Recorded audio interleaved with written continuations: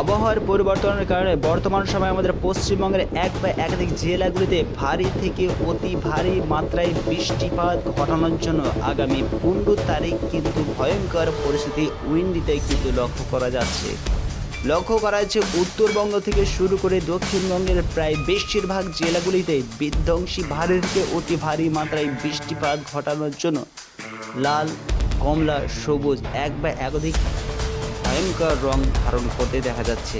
আর যার বৃষ্টির জোর কাছাকাছি 13 mm, 14 mm, 15 mm পশ্চিমবঙ্গের এক বা একাধিক জেলাগুলিতে কোনো কোনো জেলাতে 17 mm পর্যন্ত বৃষ্টিপাত হওয়ার জন্য বিধ্বংসী রূপরেখা কিন্তু অলরেডি 15 তারিখ উপস্থিত হতে দেখা যাচ্ছে।